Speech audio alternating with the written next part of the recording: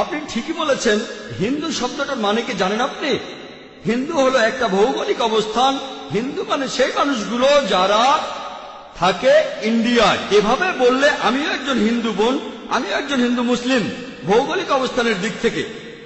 তবে এই হিন্দু শব্দটা প্রথম ব্যবহার করেছে আরবরা যখন তারা ইন্ডিয়া এসেছিল। যখন সৌদি আরবে গিয়েছিলাম তারা বলে হিন্দিয়া, হিন্দিয়া, হিন্দু। এটা জানেন, হিন্দু বলতে ভৌগোলিক অবস্থানকে বোঝানো হয়, কিন্তু এখন শব্দটাকে ভুল অর্থে প্রয়োগ করা হয় একটা ধর্মকে বোঝানোর জন্য। স্বামী বিবেকানন্দের কথা অনুযায়ী তিনি বলেছেন এই ধর্মের অনুসারীদের বলা উচিত বেদান্তবাদী, কারণ তারা বেদের কথা মেনে চলে। হিন্দু শব্দটা একটা মিসনোমার। বিশেষজ্ঞদের জিজ্ঞেস করেন, আপনি বললেন একজন হিন্দু কি মুসলিম হতে পারে? ভৌগোলিক অবস্থান বললে আমি একজন হিন্দু, আমি ইন্ডিয়াতে বাস করি, আল্লাহর কাছে আত্মসমর্পণ করেছি, আমি একজন শান্তিকামী মানুষ। তবে প্রত্যেক মানুষ, এক মিনিট বোন, এক মিনিট, আমেরিকানরাও ভালো মানুষ হতে পারে, ইংরেজরাও ভালো মানুষ হতে পারে। যদি বলি পৃথিবীর সব মানুষ ইন্ডিয়ায় থাকবে, সেটা এখানে সম্ভব হচ্ছে না। তাহলে সবাই হিন্দু হতে পারছে না। বোন, আগে উত্তরটা শেষ করতে দেন। আপনি প্রশ্ন করেছেন, আমি সেটার উত্তর দিচ্ছি। আপনি প্রশ্ন করেছেন, আমি উত্তর দিচ্ছি। আপনি আরেকটা চান্স পাবেন, সমস্যা নেই বোন, অবশ্যই। তবে আগে শেষ করতে দেন। আপনি যে শব্দটা বলেছেন সেটার অর্থ আপনার জানা উচিত। যদি পৃথিবীর সবাই ইন্ডিয়ায় থাকে, ইন্ডিয়ার সরকার সমস্যায় পড়ে যাবে। তারা বলে হাম দো হামারে দো, এককে বাদ আবি নেই, দোকে বাদ কাবি নেই। ফ্যামিলি প্ল্যানিং এর কথা বলে, আমরা দুজন সন্তান, দুজন, হাম দো হামারে দো, এককে বাদ আবি নেই, দোকে বাদ কাবি নেই।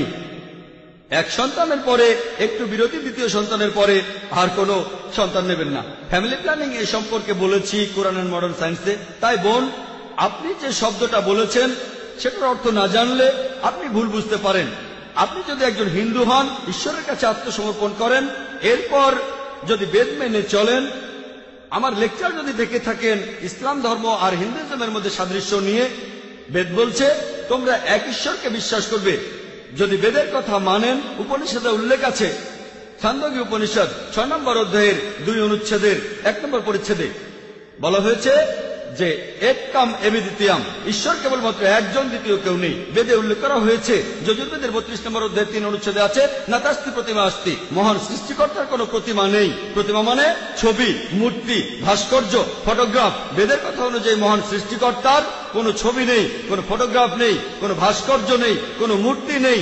যদি এমন হিন্দু হয়ে থাকেন, বেদে উল্লেখ আছে যে আরেকজন অবতার পৃথিবীতে আসবেন, সর্বশেষ রাসূল, তার নাম হবে মুহাম্মদ সাল্লাল্লাহু আলাইহি সাল্লাম।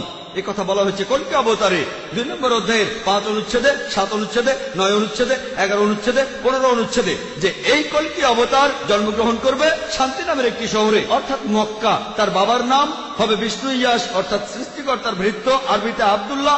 আর নবীজির বাবার নামও ছিল আব্দুল্লাহ। তার মায়ের নাম হবে সুমতি, অর্থাৎ শান্তিপ্রিয়, প্রশান্ত। আরবিতে বললে হবে আমিনা। আর আমাদের নবীজির মায়ের নামও ছিল আমিনা। সে জন্মাবে মাধব মাসের 12 দিনে। নবীজি 12 রবিউল আউয়ালে জন্মেছিলেন। তার 4 জন সঙ্গী থাকবে, ইনারা হলেন খোলাফায়ে রাশিদিন। আমি এভাবে আরো বলে যেতে পারি। আমি এখানে সংক্ষেপে হিন্দুইজম আর ইসলামের সাদৃশ্যগুলো বললাম। আমি আপনাকে যেটা বলবো, আসলে এটা মেনে নেই। অন্তত একটা বই ঈশ্বর পাঠিয়েছেন। হিন্দুরা বলবে যে বেদ হচ্ছে ঈশ্বরের বাণী, খ্রিস্টানরা বলবে বাইবেল ঈশ্বরের বাণী, মুসলিমরা বলবে কোরআন ঈশ্বরের বাণী। ধর্মগ্রন্থগুলোতে যে কথাগুলো এক, আসল সেই সাদৃশ্যগুলো দেখি। তাআলা ইলা কালিমাতিন সাওয়াইন বাইনানা ওয়া বাইনাকুম, এসো সেই কথা যাহা তোমাদেরও আমাদের মধ্যে এক। এখন যেখানে সাদৃশ্য নেই সেটা নিয়ে এখন লড়াই করব না, পরে কোনো একদিন করব। হ্যাঁ, আসুন আগে আমরা এটা মানি যে সবগুলো ধর্মগ্রন্থ, সবগুলো প্রধান ধর্মগ্রন্থ, হোক সেটা বাইবেল, হোক সেটা বেদ, হোক সেটা কোরআন, হোক পার্সি ধর্মগ্রন্থ, হোক শিখ ধর্মগ্রন্থ, সবাই বলছে ঈশ্বর কেবলমাত্র একজনই। বেশিরভাগ প্রধান ধর্মই একথা বলেছে যে শেষ একজন নবী আসবেন। বাইবেলে উল্লেখ করা হয়েছে ডিউটেরোনমি 18 অধ্যায়ের 18 অনুচ্ছেদ, বুক অব ডিউটেরোনমি 18 অধ্যায়ের 19 অনুচ্ছেদ, বুক অব আইজায়া 29 অধ্যায়ের 12 অনুচ্ছেদে, সং অব সলোমন 5 অধ্যায়ের 16 অনুচ্ছেদে। এরপর নিউ টেস্টামেন্টে গসপেল অব জন 14 অধ্যায়ের 16 অনুচ্ছেদে, গসপেল অব জন 15 অধ্যায়ের 26 অনুচ্ছেদে, গসপেল অব জন 16 অধ্যায়ের 7 অনুচ্ছেদে, গসপেল অব জনে 16 অধ্যায়ের 12 থেকে 14 অনুচ্ছেদে বলা আছে যে যীশু খ্রিস্ট বলেছেন, তোমাদের আমি অনেক কথাই বলবো, কিন্তু তোমরা সবকিছু বুঝতে পারবে না। কারণ যখন সত্যের বার্তাবাহক আসবে, সে তোমাদের সত্যের পথে পরিচালিত করবে। সে তার নিজের কথা বলবে না, যা শুনবে তাই বলবে। তাহলে বিভিন্ন প্রধান ধর্মগ্রন্থ থেকে যেটা জানতে পারি, আমরা বিশ্বাস করবো এক ঈশ্বরে, তার কোনো ছবি নেই, তার কোনো প্রতিমা নেই। আমরা বিশ্বাস করবো সর্বশেষ আর চূড়ান্ত নবীকে। আসুন এগুলো মেনে নেই, আমরা অমিলগুলো নিয়ে কথা বলবো না। আসুন আমরা সেটা মানি যেটা এক হিন্দু ধর্মগ্রন্থে, পার্সি ধর্মগ্রন্থে, খ্রিস্টান ধর্মগ্রন্থে। আপনি বললেন হিন্দু মুসলিম, আমি পার্সি ধর্মের কথা বলছি, আমি ইসলামের কথা বলছি। যেগুলো এক সেগুলো আমরা মেনে নিই। আর ইনশাআল্লাহ পৃথিবীর সমস্ত মানুষ যারা ঈশ্বরে বিশ্বাস করে, তারা যদি এটা মানে যে ঈশ্বর একজন, তার কোনো প্রতিমূর্তি নেই, আর যদি বিশ্বাস করে যে আল্লাহ প্রেরিত সর্বশেষ চূড়ান্ত নবী মোহাম্মদ সাল্লাল্লাহু আলাইহি সাল্লাম, তাহলে আপনারা দেখতে পাবেন যে পৃথিবীর সমস্ত মানুষই হবে চরমভাবে শান্তিকামী মানুষ, আল্লাহর কাছে নিজের ইচ্ছাকে সমর্পণ করবে। তাহলে মানুষের সব সমস্যার সমাধান হবে। আশা করি উত্তরটা পেয়েছেন। হ্যাঁ, ধন্যবাদ স্যার। এবারে পুরুষদের মধ্য থেকে প্রশ্ন করবেন একজন অমুসলিম ভাই। হ্যাঁ, গুড ইভিনিং ডক্টর। আমার নাম জয় জাজিদিয়া। আমি এবছর ইঞ্জিনিয়ারিং পাশ করেছি। আর প্রথমেই বলি, আমি এই প্রথমবারের মতো আপনার লেকচার শুনতে এসেছি। আর বিভিন্ন ধর্মগ্রন্থের উপর আপনার দখল সত্যিই প্রশংসনীয়। আপনি যথেষ্ট আত্মবিশ্বাসী, আর অনেক মুসলিম আছেন তারা আপনার কথা মানে।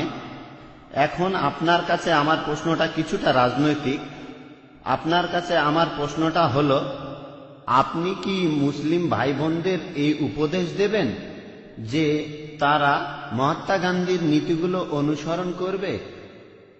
যেমন ধরে অহিংস আন্দোলন আর সত্যাগ্রহ, এই সব আন্দোলনের মাধ্যমেই আমরা ব্রিটিশদের কাছ থেকে স্বাধীনতা পেয়েছি। আমি সবগুলো ধর্মগ্রন্থকেই শ্রদ্ধা করি, যেমন কোরআন, গীতা, বাইবেল। তবে আমার মনে হয় আমার প্রথম পরিচয়টা হলো আমি একজন ইন্ডিয়ান। তাহলে মুসলিম ভাই বোনদের উপদেশ দেবেন মহাত্মা গান্ধীর নীতিগুলো অনুসরণ করতে, যেমন অহিংস আন্দোলন, সত্যাগ্রহ, অথবা মহাত্মা গান্ধীর অন্য যে কোনো নীতি? ভাই, আপনি প্রশ্ন করলেন যে আমি কি মুসলিম ভাই বোনদের মহাত্মা গান্ধীর নীতি অনুসরণ করতে বলবো, তারপর বললেন যে মহাত্মা গান্ধীর যে কোনো নীতি, যেমন অহিংসা নীতি আর সত্যগ্রহ।